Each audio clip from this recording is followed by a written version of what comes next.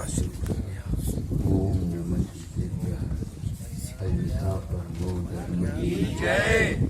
आचार्य गुरुवर से कुंद कुंद कुर्बान की जय। आचार्य गुरुवर से ज्ञान सागर मुनि महाराज की जय।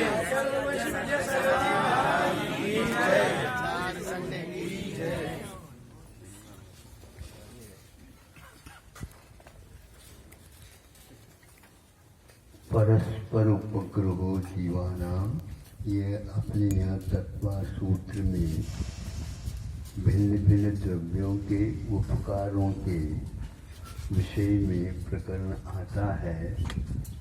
धर्म द्रव्य, अधर्म द्रव्य, अकाल द्रव्य, काल द्रव्य, पुद्गल द्रव्य, इस प्रकार 5 द्रव्य अपने अपने विशेष गुण और उपलब्धियों के माध्यम से दूसरों के लिए उपकारक बन जाते हैं। अब प्रश्न पूछने वाला पूछता है, ये बताओ, जीव भी तो एक द्रव्य है। जीवाश्च ये कहा है, जीव भी एक द्रव्य है। वह किसके ऊपर उपकार करता है या दूसरे को उपकार लेना ही चाहता है तो कुछ करता भी है। तो उन्होंने बहुत अच्छी बात कही, जीव द्रव्य न ही धर्म द्रव्य के ऊपर उपकार करता है, न अधर्म द्रव्य के ऊपर करता है, न आकाश द्रव्य के ऊपर करता है, न काल द्रव्य के ऊपर करता है, न ही पुद्गल द्रव्य के ऊपर करता है। फिर उपकार करता है क्या? नहीं करता है। फिर किसके ऊपर करता? परस्पर उपग्रहो जीवानाम, जीव जीव के ऊपर उपकार करता है। ऐसा क्यों? सबके कब ऊपर करना चाहिए? तो यह जिसके पास ज्ञान नहीं है, चेतना नहीं है, उसके ऊपर उपकार नहीं करो। और वो तो मानेगा भी नहीं आपके उपकार को, क्योंकि उसको ये ज्ञान ही नहीं। जैसे पागल है मान लो, तो पागल के ऊपर उपकार करोगे तो वो आपको थोड़ी जानेगा, होगा कोई, उसको उससे कोई मतलब नहीं। उसी प्रकार जीव द्रव्य अजीव द्रव्य के ऊपर नहीं और किसी के ऊपर नहीं, किंतु जीव द्रव्य के ऊपर उपकार करता है और करना चाहिए।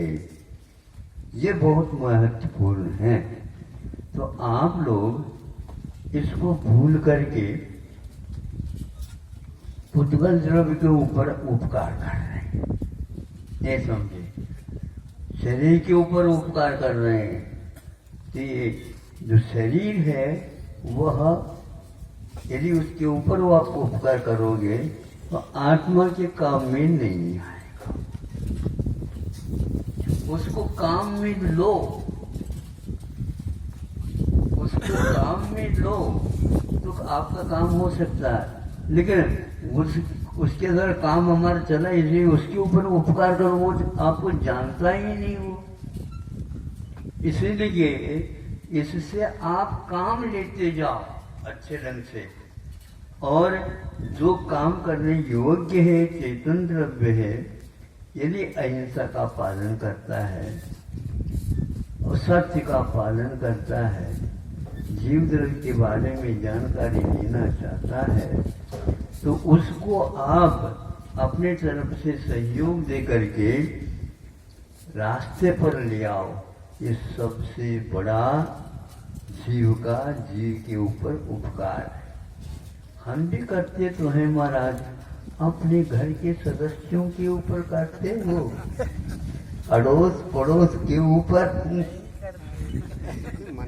ये अर्थ नीति का प्रभाव है, परमार्थ नीति का प्रभाव नहीं है। जैसे मेरे लड़का है, उसी प्रकार अड़ोस पड़ोसी का भी तो है। तो उसको भी धार्मिक बनाना है। केवल आप अपने संतान को ही धार्मिक बनाना चाहते हो क्या? ठीक है, कम से कम अपने संतान को बना ले, लेकिन इतने तो सिद्धांत तो समझ लो। आपका ही लड़का थोड़े दिन पूर्व में आपका था, पड़ोस में जाकर के जन्म ले लिया। बोलो आप, हाँ? उसके नाम से पूरी दुकान कर लो। ये गड़बड़ हो गया, ये गड़बड़ हो गया। बोलो ना, ये फाइल नहीं देंगे।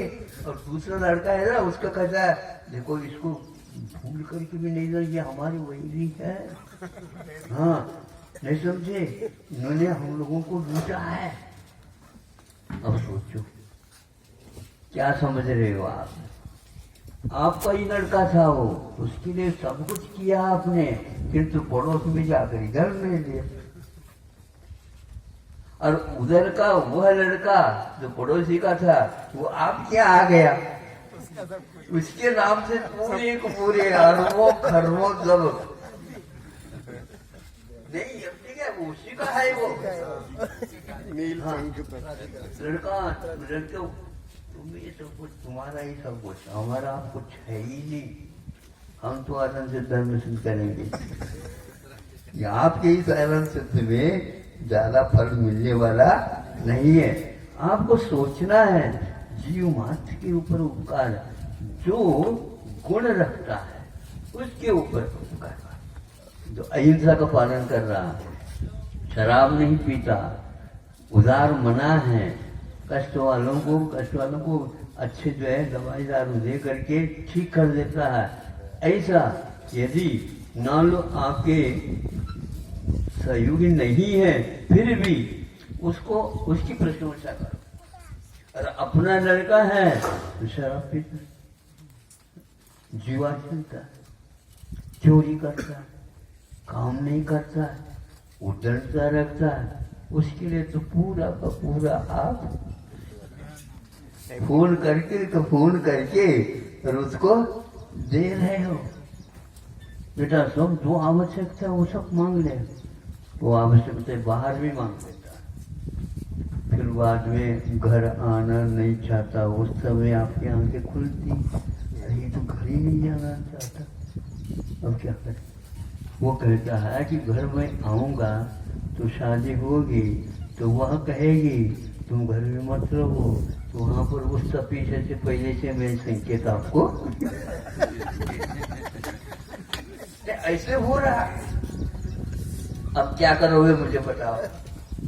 इसलिए आप अजीव धर्म के ऊपर उपकार कर रहे हो।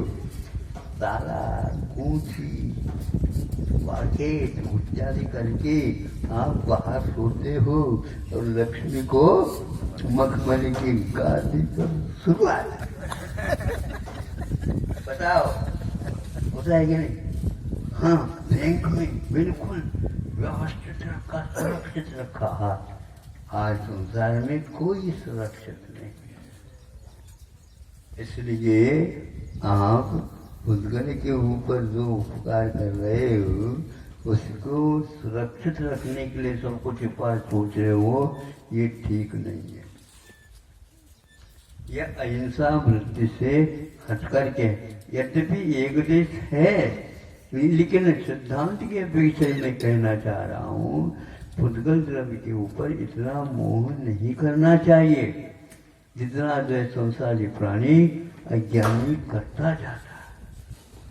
इसलिए शरीर से काम लो, दूसरे के लिए भी इस शरीर के द्वारा काम लेकर के उसको भी धर्मात्मा बनाओ, उसके कष्ट को थोड़ा सा दूर करके धर्म मार्ग पर लगाओ। और इस प्रकार करेंगे तो आपकी दुनिया हो जाएगी।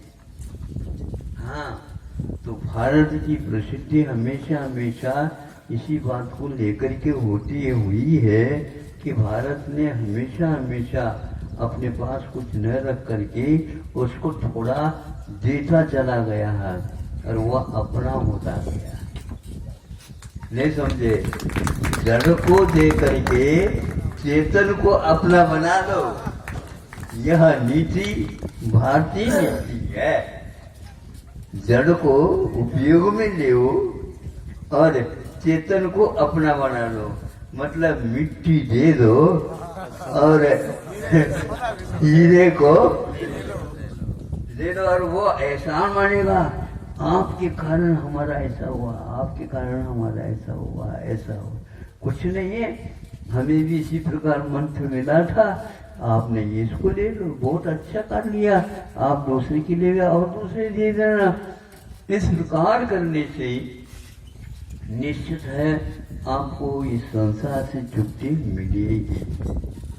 मुक्त आप होंगे क्योंकि आपके पास ज्ञान भी है और उस ज्ञान के द्वारा अजीव की सेवा न करके, पुद्गलों के मोह न करके, समय पर उस पुद्गल का उपयोग करना।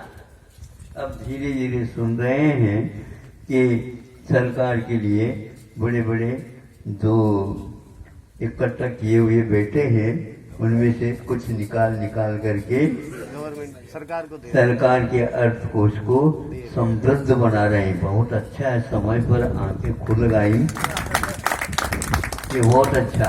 आज सुना ये जो आयुर्वेद आचार्य हैं और पद्मश्री यह उपाधि भी उन्हें प्राप्त है, तो मोदी जी से बात कर रहे हैं। तो आज हमने ये सारे के सारे जीवन पर्यंत के रसायन शास्त्र आदि के माध्यम से भी अध्ययन करके इस आगर संकट को दूर करने के लिए कुछ शुद्ध अहिंसक तत्व से पुष्ट ऐसे दवाइयाँ हैं, ये आपके लिए है। और मैं आपके लिए आपके कोष में, प्रधानमंत्री कोष में अपने तरफ से 10 लाख रुपए की राशि दे देता हूँ। किसने कहा है? जो एकत्रित हुआ था वैद्य के बाद कितनी होगा, लेकिन हो भी गया तो मोह छोड़ना बहुत कठिन है।